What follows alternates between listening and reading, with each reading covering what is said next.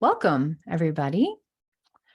Today's episode is called Don't Hustle, Don't Compromise, Maximize. And I'm really excited. So, a lot of people experience this thing where you feel worried about money. And so you work harder, right? You have a one-to-one relationship with hours you put in, money that comes out of your business, of your self-employment. And especially when we're, in an environment like the one we're in currently with inflation high, recession on the horizon, we're in the middle of an election at this moment. You know the results when you're listening to this. I don't, as I'm recording it. But we can get into a lot of fear and worry about what is coming and what we should be doing with our money.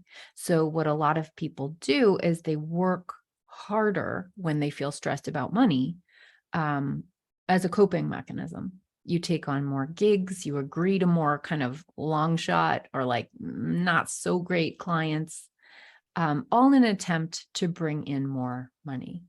But what happens when you do this? It makes you more busy. And because your old habits are still there and you don't have a plan where extra money should go, your money itself isn't working hard for you the way that it could be. So what you get from this situation is you lose all your extra time, you hustle really hard, and you ultimately feel really burned out. And your financial situation, despite the intention behind working harder, your financial situation really does not advance very much. So I want to help for today's episode. I really want to help you counteract that problem. And we're going to talk about the plan that you need. All right. Now, if you never got a basic personal finance education, you might not know where you should be putting your money and which things you should be prioritizing to get ahead to build long-term financial sustainability. And on top of that, the idea of using like sophisticated tax accounts and, God forbid, putting your money into the stock market, that feels really distant and really scary. And I totally understand that. So, but what you want to be experiencing is you want to be building up your financial reserves. You want to have a system in place where this doesn't constantly feel so hard and you don't feel behind the eight ball. You have friends probably like your doctor and lawyer friends who seem to have retirement accounts and they seem to be growing. And even though your friends themselves are not, just like you, are not financial professionals either, they do seem to somehow be able to take advantage of the benefits that are out there. They seem to have some knowledge that you might lack. Now, and I want to say, like, you might be thinking like, well, how come they have this and how could that be me? Well, for one thing, accountants take doctors and lawyers seriously. They see the financial world sees those people as real, right? As professionals. It doesn't question the fact, the very legitimacy of what they're doing. And so I think, and I actually have a very dear friend of mine who is a doctor, self-employed, listens to this podcast, and I've had some conversations with her about this. But hi, Lynn, if you're listening. But I think when you're in a profession like that, like doctor or lawyer, you can get better service from financial professionals because they see you as a legitimate person. Whereas a lot of what people in kind of oddball fields experience is that the financial world looks at them and is like, I don't get you, right? And they just don't even know how to talk to you or to serve you. Okay, so I want to talk to you today about what you actually need and how you can get it. Okay, we're going to get real practical. So you need two things. Basically, number one, you need a basic order of operations. Okay. This is the basics of personal finance. And the point is to tell you when you do have surplus money, whether it's from working extra hard, like a moment of hustle, or from a cash infusion, maybe you got a gift, you got a grant, a little inheritance, whatever that may be. Where should you put that money and in what order? This is very important, right? You want to take care of the biggest, most dangerous spots first, and then work your way up to the bigger, more long-term things. Okay. Number two, and there's only two parts here. So number one, basic order of operations. Number two, what you need is what I call the power triangle. So the power triangle is kind of the next level. This is where you maximize. This is where you maximize the money that you have. The point is not to go out and hustle harder to have more money. Sometimes that's okay, but long-term it will cause burnout. But the point is actually to take money you do have, money you already have, and make it work as hard as it possibly can. Okay. That's what I'm talking about when I say maximize your money. It's not hustle. It is every dollar working? Like no lazy dollars. Okay. I mean, just a little silly side note, but like money doesn't have feelings, right? It is okay to make money work as hard as it possibly can, right? We're not talking about people here. The principles that I'm about to talk to in the power triangle, they're actually the basis of our capital system. Like when you are using the power triangle, you are getting the benefits of capital, right? We don't call this system capitalism for nothing. In a capitalist system, capital has maximum advantage. Now, I know some of us think of capitalists as like, monopoly man, like robber baron, like exploitative and awful. And there are parts, I'm not going to defend all of capitalism here today for you. I grew up an anti-capitalist, so I get it. I get your feelings. And there's rapacious capitalism and metastasized multinational, bigger than nation states capitalism, which I think is wrong. I think is not good, right? And I'm not here to defend that. But I actually really believe in small scale capitalism. I do believe in the incentive behind working hard and being able to reap the benefits of that. And also, I think that just for historically marginalized people who have been by law left out of inheritance and out of the wealth building of home ownership through actual US legislation, building a business is actually one of the key ways that you can build generational wealth. So capitalism is here for you too. And it's really kind of one of the secret things that I'm trying to teach in my program. So I'm here to say that there are benefits to capitalism and you don't have to be a robber baron to take advantage of them. And I want to talk to you about what that can look like. And the whole point is making your dollars work instead of making your money work.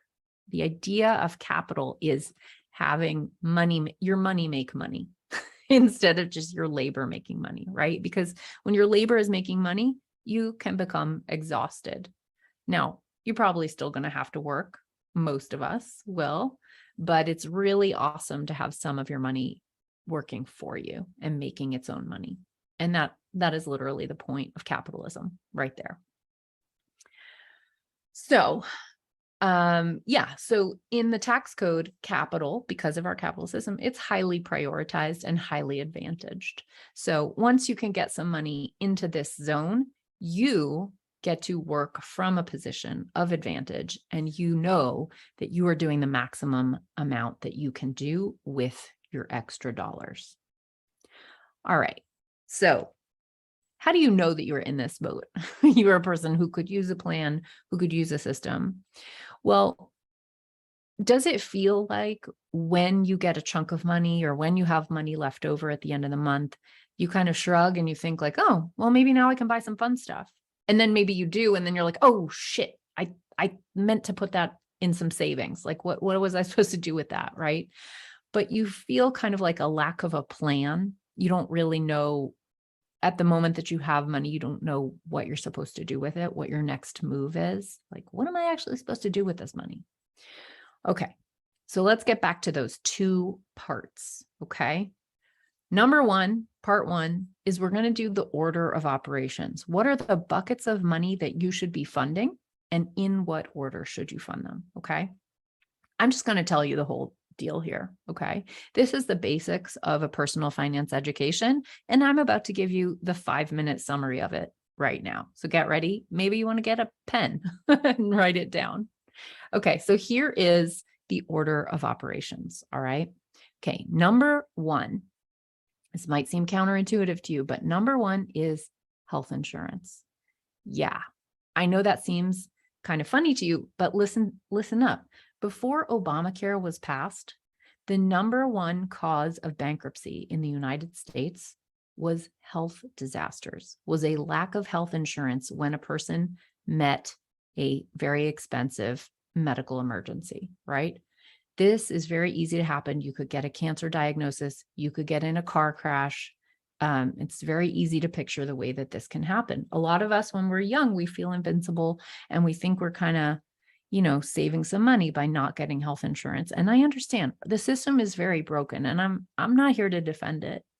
But I am here to say that without health insurance, you are running around taking an enormous risk, not just with your health, but with your finances, because it can cause economic ruin to be uninsured and have a health emergency.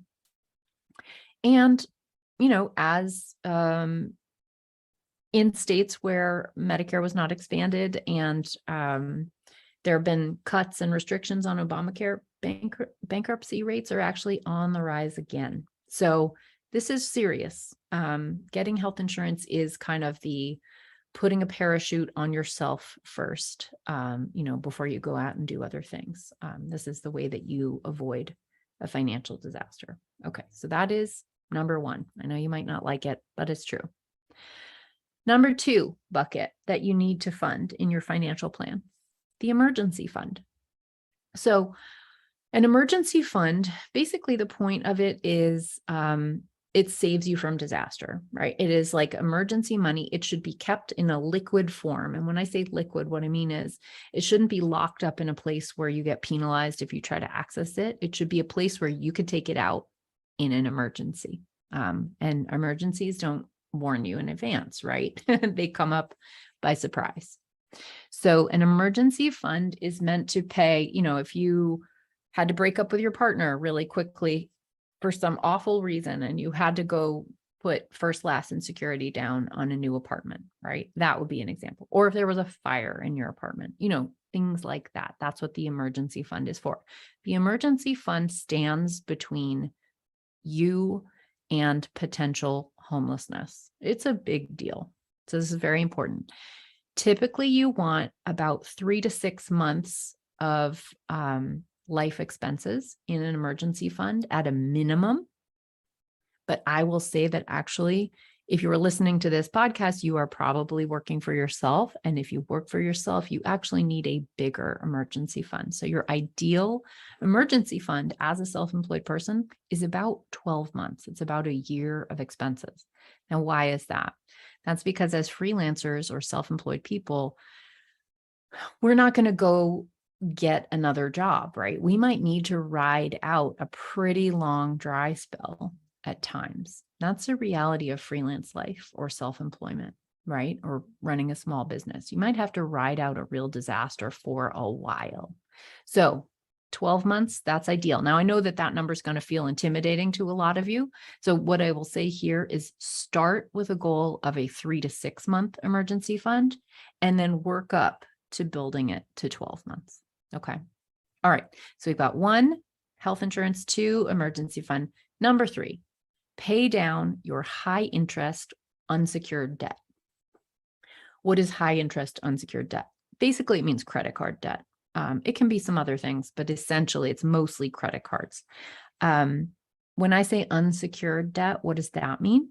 Well, secured debt means something secures the loan, right? So examples of secured debt would be a car loan or a home loan, because there is something that can be taken if you don't pay, right? Your car can be taken back if you don't pay your car loan. Your house can be taken back if you don't pay your mortgage, right? Those are secured debt. Unsecured debt is something like a credit card. There is no thing the credit card company can take from you if you don't pay. And for that reason, they charge you much higher interest rates. This is one of the reasons that credit card interest rates are so high. And in an inflationary period, which we're currently in, credit card rates can go up, and they will. So just a warning, it is always in a personal finance plan to pay down high interest debt, but high interest debt is getting higher right now. So it's even more of a good idea than it normally is. Okay. So we've got number 1, number 2, and number 3, pay down high interest debt.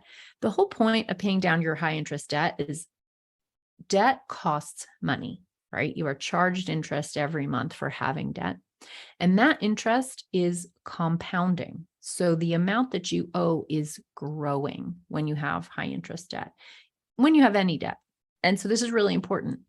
You want to be paying down the principal as quickly as you can, because you're going to be paying a lot of your money towards interest only, until you get pretty far into paying off that debt. And one of the strategies is you want to, because what we're going to talk about in the second half of this podcast, growing your money, growing your pile of fuck you money, is about using compound interest to your advantage through investments. High interest debt is the opposite. It's using compound interest against you. It is growing your debt. And so long as you have that in your financial picture, investing is not super relevant to you. It's not going to help you much because you can't beat the interest rate that those credit cards companies are charging you. So that's why it's really important, if you can, never to incur credit card debt, but if you do need to pay it down as quickly as you can. And then once you get to types of debt that are lower amounts of debt, the calculus starts to shift as you approach the 7, 6, 5, 4% range of debt, of interest on your debt.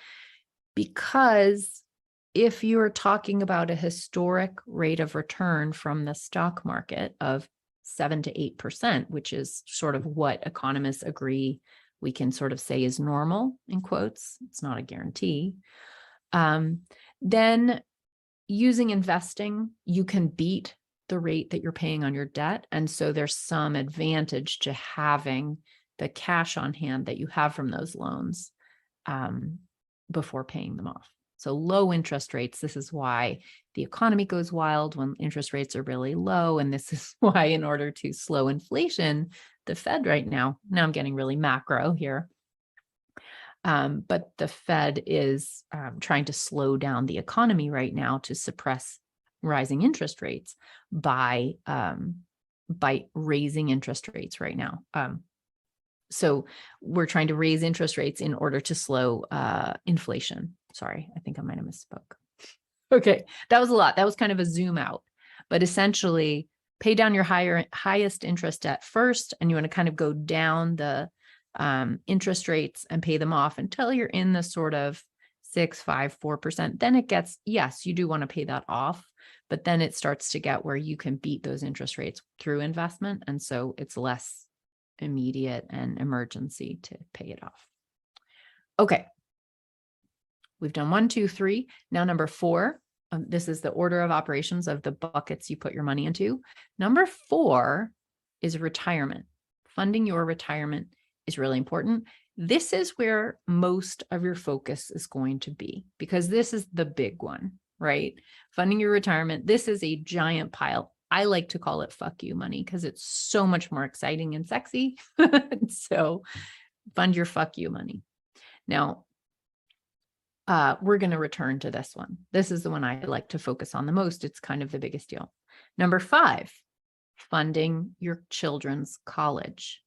I want you to take note which one comes first in that order of operations. A lot of people make a mistake and they try to fund their children's college before they fund their own retirement.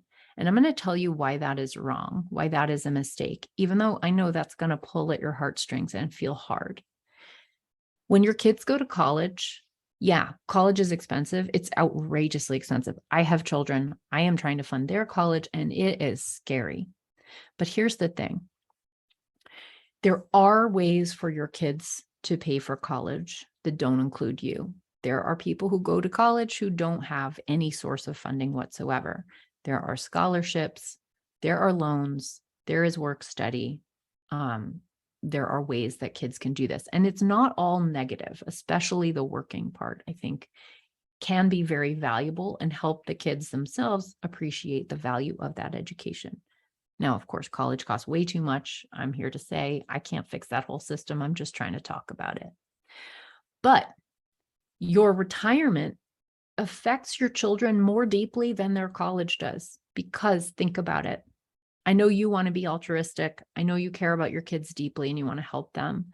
You can help your kids even more by funding your retirement. And I'm here to tell you, my family just went through this. If you do not plan for your retirement, who's going to ultimately foot the bill? Who does that ultimately fall to? It's your kids. Your kids are the ones who are going to pay. And it's going to be a lot. And it's going to be a lot worse than college. And it will be a surprise. And it will come to them at the worst time in life when they have little kids and they're really struggling. So you want to be kind to your children, fund your retirement. It's really, really important. You need to put the oxygen mask on yourself before you can go out and help them. And I understand that's a really tough one, but it's true. Okay, so that is the quick and dirty personal finance order of operations. Okay, there's a lot more detail in there. We could get into specifics, but that is the quick and dirty version. There you have it. Okay, so now let's get to part 2 of your plan for maximizing.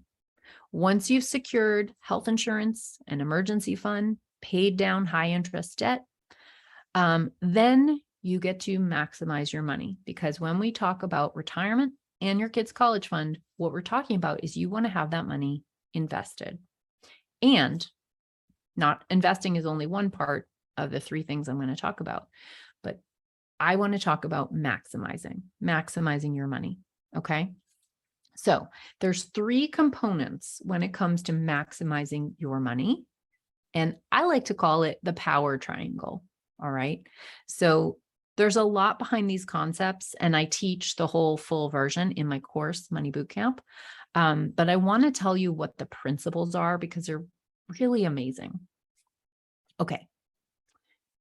Number 1 component of the power triangle of maximizing your money is finding the lazy money. Okay. Essentially, what you want to do is you want to find money that is not working as hard for you as it could be. Okay. I like to think of finding lazy money as kind of like, I'll make an analogy of like a highway, a really, really busy, trafficy highway. And some of the cars, the people in the cars, that's your money, right? So some of these cars have multiple people in them, and there's an HOV lane, a high occupancy vehicle lane on the highway that's going faster. That HOV lane, that is tax advantaged accounts, right? They move more quickly through towards ultimate, growth than the rest of the highway is moving. The rest of the highway is moving slower because it is subject to tax every year, right? And what you're doing in the finding lazy money part of my analogy here, my highway analogy, you're finding cars on that regular part of the highway that have multiple people in them, and you are lifting them out of there and trying to put them down in the HOV lane so they can go faster. Okay. So you're scouting around for who in here is not in the lane you could be, so I can move you over to the right lane where you're going to go faster. Okay. All right. That's part 1. Finding money that isn't working as hard for you as it could, finding your lazy money. Number 2 of the power triangle, you want to put money into hypercharged accounts. The not sexy way to say this is you want to put them into tax advantaged accounts. Now, in my analogy here, at this point, you are lifting those cars with multiple occupants with lazy money in them, and you're sticking them in the HOV lane where they can go hyper fast, because they are not subject to tax every year, because that's what tax advantage accounts do for you. They accelerate the growth curve of your investment accounts. So it's really, really cool. It sounds a little technical, but it's really fucking cool. That's part 2. Okay, now number 3 is you want to make your money grow. Now, what does that mean? How do you make your money grow? Well, it means you have to invest. You have to actually learn how to invest. Now, a lot of us, if we did not grow up with a financial education, investing feels intimidating. right? And there's a whole industry out there that actually makes money off of you feeling intimidated by investing, right? They want you to pay for a financial advisor. They want you to pay for a broker, right? And you know what? I don't. I do it all myself. And it's not that hard. The basic principles of investing are not actually that hard. They are time honored, time tested. They are not trendy. They do not change. They're not different when you're in a recession versus when you're in a growth period. Because a good investment plan is always going to account for the fact that recessions exist and the fact that there are boom times as well, right? A good plan accounts for the reality of what can happen in the world, which is upturns and downturns. Okay. So it is really critical to know how to invest, because if you open a retirement account, what are you supposed to do with the money that's in it? It has to be invested. Otherwise, it's not growing. In fact, it's not just not growing, it's actually losing money because of inflation. And we're in a moment right now, economically, where inflation is historically high. And so your money is losing quite a bit of value when it's just sitting in an account uninvested. The only way that you can make money, most especially in an inflationary period, but really anytime, is by actually stepping out a little bit onto that risk curve into investing. Now, I'm here to tell you, investing does not need to be so difficult. It does not need to be super scary. The principles do not change. And I'm also here to say that if you have feelings about the ethics of companies you might invest in, good news. There is an entire world called ESG investing, environmental social governance, where you actually get to use your dollars to create good in the world. You can actually screen out certain types of funds from your investments so that you are not contributing to, say, fossil fuels or weapons manufacturers, whatever the thing is that you want to avoid. And there are proactive screens where you can screen for women-owned businesses, BIPOC-owned businesses, things like that, good governance. So ESG investing is a whole branch. It's a whole world of investing, which I do teach in my program. And it's awesome. It is a way where you can actually really exercise your voice and make your money help the world. So investing does not have to be scary, does not have to be hard, and it doesn't have to be unethical either. So that's really, really important. So when you use those three components of the power triangle, you grow. That is how you grow fuck you money. That's the secret, right? It's not that hard. It takes a little bit of education, but it doesn't mean you have to go back to college for the whole thing, right? It's not that hard. It's super exciting. It's where you grow wealth. It's where you grow long-term security. It's where you protect your kids, and where you leave a legacy. And I'm going to say something I have not ever said explicitly in my business before, but I'm going to say something really honest and from the heart. When you grow fuck you money, when you have money, it does more than those things. Something we don't talk about a lot in this world publicly is domestic abuse. And I just want to take a minute to say that one of the key forms of domestic abuse is economic abuse. A lot of people suffer in relationships, in abusive relationships, and they cannot leave because of money. And so when you have fuck you money, one of the key important things about that is that you can leave abusive situations. You have the power to make the right decision for you and for your children. In my work, I have conversations about this with clients, very intimate, very tender conversations, but I have them more frequently than you might think. And this is a secret part of the work that I do in the world. It's really important. And I'm here to say that if you grew up, and especially this is especially true of people who grew up socialized female, you may have been given an idea that, to demand a lot of money or work for a lot of money makes you somehow unethical or corrupt or not feminine. And I'm just here to say, Who does that serve? Who does that serve, that attitude, right? Is that helping you? Is that helping your kids? That serves the person who might want to wield economic power in your life. And that's not always a domestic partner. That can be an employer. It can be somebody contracting your services, right? So let's be real. When I talk about people in historically marginalized group, people who may not have had access to financial education, a huge component of learning this stuff and of building up long-term financial security is being able to not suffer abuse. All right. Okay. That was a dark turn in this podcast, but you know what? It's really real.